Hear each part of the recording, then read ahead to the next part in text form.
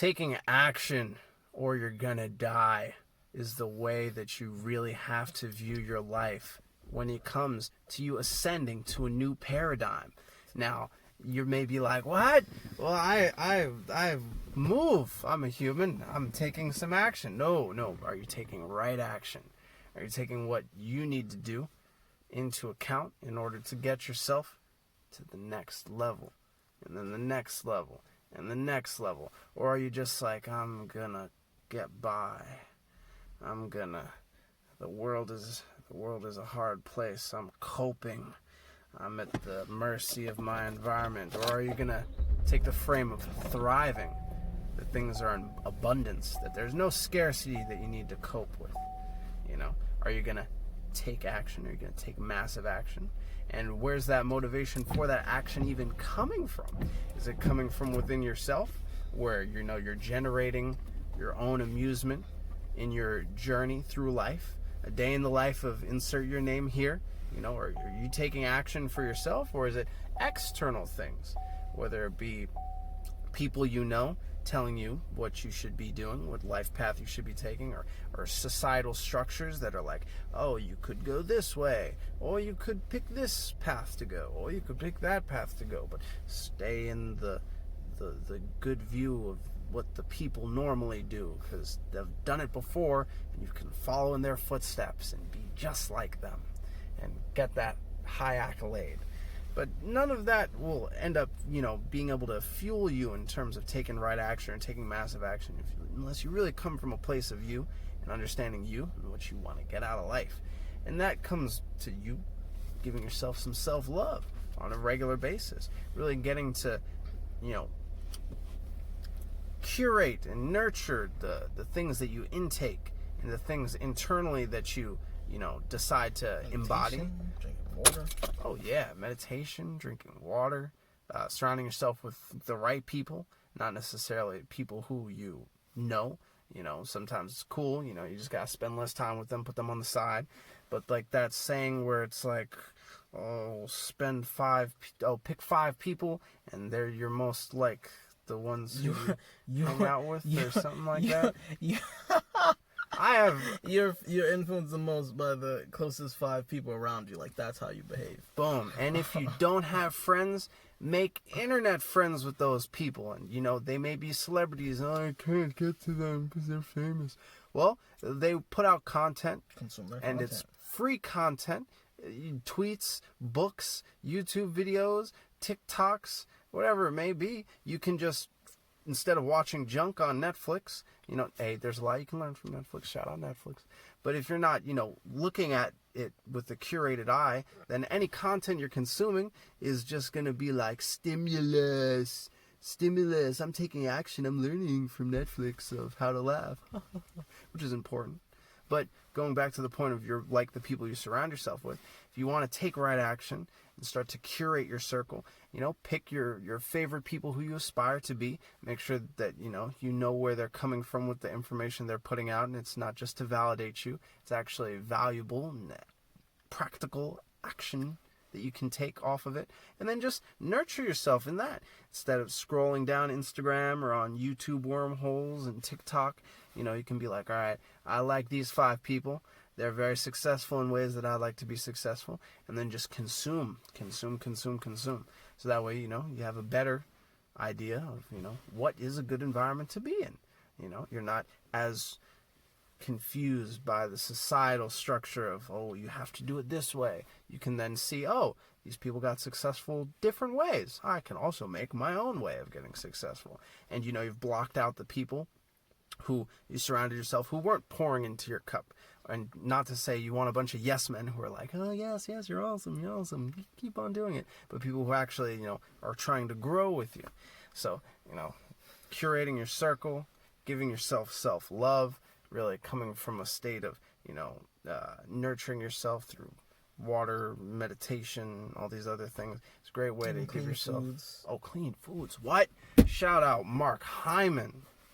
Ooh. If you ever care about, getting better at eating food, Mark Hyman's like the food doctor, magician, wizard.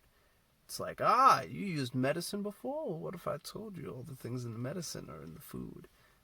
Fix you. Fix the planet. Great content. Can't shout them out enough.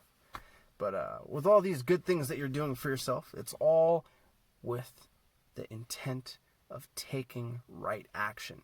Taking massive action. But coming from a place where you are at the center of the world that you're existing in. Your goggles that you view life aren't skewed by external things. You're curating externally what comes into you. And then you can move from that place after you've poured into your own cup and got yourself to a good place of self-awareness. Then you can move forward, take right action, take massive action, and actually be making progress to move forward to the next level that you want to be at, as opposed to just aimlessly throwing yourself out there and then seeing which way you get carried and whisked off to because you're not grounded, you're not present, you're not conscious, and you're not, investing in yourself. So, I would even say that's where reference experiences come in. Ooh, I like that. Because you're taking so much action, you're building up these reference experiences where, I don't even want to make this example, but when I was about 19, 20, 21, I wanted to be a life coach. I was so determined because I was always known as like the wise one, the one who gives good advice. Everyone always hyped me up. And when I jumped on the internet to start expressing my thoughts and opinions, it was pretty much the same content we're making now. But I only knew it by verbatim. I've now traveled and done shit and experienced things and met people and tried to do a lot of shit and succeeded and failed at doing a lot of shit. And I've completely different frame of reference. Even trying to make these videos back then was weird because I was like, who am I talking to? What am I talking about? Now I've had many of audiences. I've had many of these conversations. I've been paid money to talk about these type of things. Now it's so much easier for me to communicate on camera. Like, I'm not in my head. I'm not thinking about what I look like. I'm not thinking about what you think about me. I'm just thinking about how can I best convey my message. And that came from reference experiences.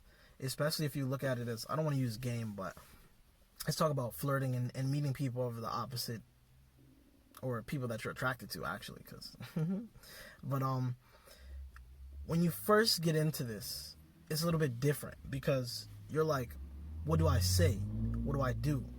Like, you start thinking of how you say things to them, like your vocal tonality. You're trying to learn how to have good eye contact, to have, like good body language, to look confident. But at a certain place, things like that don't even matter, and you start moving into, I've actually told this to a few people recently because it's something that's been on my mind. You have to get to this place where you stop trying to be the best you and you start trying to be the most you. Like you don't need to be the best version of yourself and do what's right and what's perfect. You need to be the most authentic version of yourself and do what comes naturally. And I think reference experience is an important aspect of that, because the more you go through life, it's why just when you think of adult or grown, you think of a little bit more groundedness, because you've had enough experiences where you know how you'll react in. Like, after training for years and living the life that I lived, someone comes into my face and starts talking crazy to me. That's not even, like, what are we talking about? Like, the fact that you didn't hit me means you just running your mouth, and I'm not listening to you. So I'm not gonna think, are they gonna hit me? Should I be scared? What am I worried about? I know that anyone that walks up to me and starts talking to my face, I don't even have to really get into a fight. If I just push them hard enough, they'll see the core strength that I have and be like, oh, maybe not this person. And it's like, I didn't have that when I was 13. When I was 13, I started barking back. I was like, blah, blah, blah, you're not going to do shit. I'm not scared of you. And whether I was afraid or not, that was just my instinctive action, because it was, I don't want to get hurt. So do I hurt them? Do I yell at them? What do I do?